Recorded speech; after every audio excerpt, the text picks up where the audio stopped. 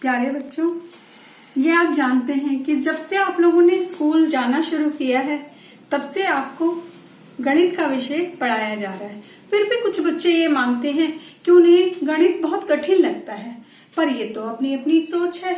अगर हम किसी भी विषय को रट करके ना पढ़ें और उसको अच्छे से समझ कर पढ़ें तो वह विषय हमारे लिए बहुत आसान हो जाता है। इसी तरह से हम गणित के सूत्रों को भी सिद्ध करके हम उनको हमेशा के लिए ध्यान में रख सकते हैं। जैसे कि आज हम ये सूत्र के बारे में पढ़ रहे हैं, a प्लस बी का होल स्क्वायर। क्या होता है ये? a प्लस बी का वर्ग कहा जाता है इसे हिंदी में। कैसे हम इसको सिद्ध कर सकते हैं? इसकी भुजाएं कितनी है? a plus B. a plus B का अर्थ है दो संख्याओं का जोड़। तो इसका मतलब है हम इसके लिए इस वर्ग को हम दो वर्ग लेकर के हमने उसको दो भुजाओं में बांट लिया। जैसे कि इसकी ये भुजा है a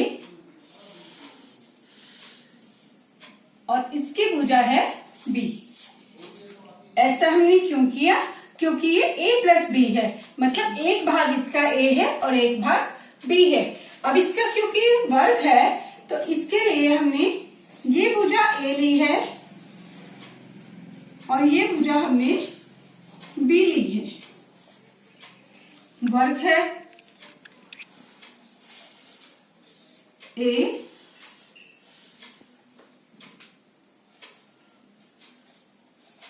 b।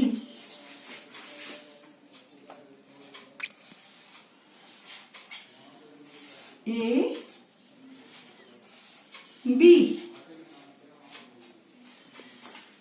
अब आप ये कहेंगे कि हमने इसको दो भागों में क्यों बांटा है? इसलिए बांटा है क्योंकि यहाँ पर जो हमें सिद्ध करना है वो ये दिखा रहा है कि हम दो भागों को जोड़ रहे हैं, इसलिए इसे दो भागों में बांटा गया है। फिर आपका प्रश्न ये भी हो सकता है कि हमने एक भाग इतना बड़ा और एक भाग इतना छोटा क्यों लिया?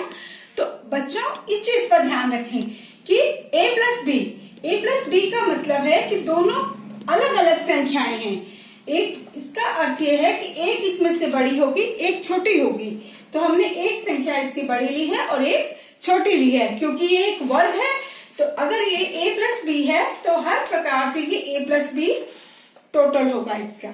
तो इस प्रकार हमने क्या पाया कि ये जो वर्ग है, बड़ा वाला वर्ग, ये चार भागों में विभाजित हो गया है, first, second, third and fourth.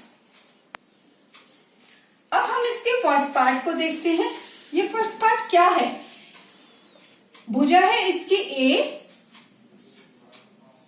और ये भी a है। इसका अर्थ क्या हो गया? यह एक वर्ग है तो इसका एरिया यानी इसका क्षेत्रफल कितना आएगा? इसका क्षेत्रफल आएगा a स्क्वायर। अब हम इसके चौथे भाग को देख रहे हैं। चौथा भाग ये है, इसमें एक भुजा इसकी b है और ये भुजा भी b है। तो इसका अर्थ है ये भी एक वर्ग है।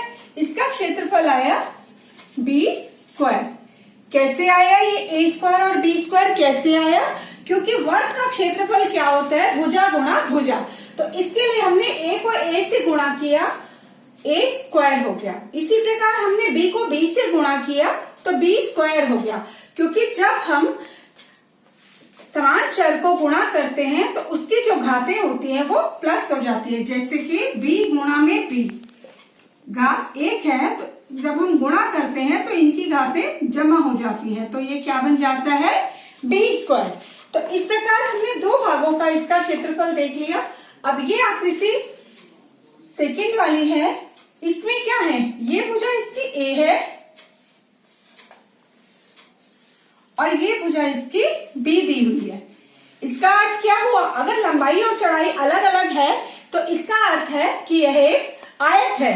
आयत का क्षेत्रफल होता है लंबाई गुणा चौड़ाई, तो इसका क्षेत्रफल आ गया a b। ये भाग थर्ड वाला है। थर्ड भाग में आप देखते हैं कि ये वाली भुजा इसकी a है और ये भुजा इसकी b है।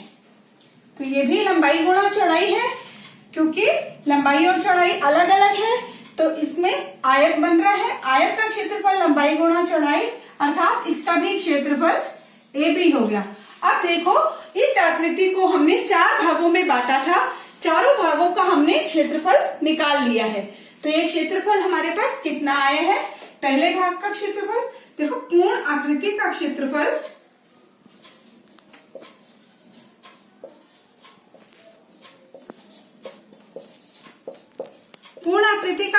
क्या आ रहा है?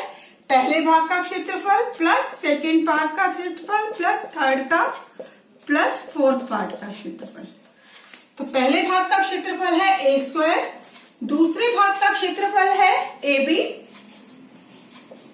तीसरे भाग का क्षेत्रफल है AB, चौथे भाग का क्षेत्रफल है B²। कुछ बच्चे कहेंगे कि लंबाई तो इसमें B थी पर चौड़ाई A है, तो आपने AB क्यों लिखा और BA क्यों नहीं लिखा? तो बच्चों जब हम गुणा करते हैं तो चर जो है हम AB और BA दोनों रूप में हम लिख सकते हैं। कि मैंने आपको पहले भी बताया था कि यह क्लोजर प्रॉपर्टी होती है, यानी कि समृद्ध गुण होते हैं। अब इसमें A², AB और AB आगे कुछ नहीं है, मतलब एक एक है, तो इसका मतलब है इन दोनों का योग हो गया 1 और 1 2, 2AB प्लस B²। तो ये हमारा सूत्र बन गया, क्योंकि ये जो क्षेत्रफल था ये किसका क्षेत्रफल था? पूरी आकृति का A प्लस B। तो A प्लस B गुणा A plus B, A plus B का वर्ग। तो इस प्रकार से आपको ये फॉर्मूला मिल रहा है A² प्लस 2AB प्लस सूत्र को हम एक एक्टिविटी द्वारा भी कर सकते हैं। जैसे कि हमने एक वर्ग बनाया जिसकी भुजा हमने A ली है, A गुणा A, इसका क्षेत्रफल A² हो गया। उसके बाद हमने इस A में B जोड़ दिया, B जोड़ने पर क्या प्राप्त हुआ हमें? A plus B। अब इस A के B से गुणा है AB। उसके बाद भी हम इसमें यहाँ पर B जोड़ रहे हैं, क्योंकि वर्ग हम पूरा कर रहे हैं A प्लस B, अब A प्लस B पूरा कर रहे हैं। तो इसमें क्या हुआ? B गुणा में A, AB हो गया। उसके बाद ये B की B से गुणा B² हो गई। तो इस प्रकार से आपको एक वर्ग प्राप्त हो रहा है जिसकी भुजा A प्लस B गुणा में A प्लस B, ये A प्लस B के होल स्क्वायर का सूत्र सिद्ध कर रहा है, क्योंकि इसमें A² plus B² plus 2AB सिद्ध हो रहा है। तो बच्चों देखा आपने कितना आसान है इन सूत्रों को हल करना। इनको आप एक्टिविटी के द्वारा भी दिखा सकते हैं। आप इसी तरह से कलर पेपर लेके या गत्ते पर बना करके आप इसको दिखा सकते हैं। धन्यवाद।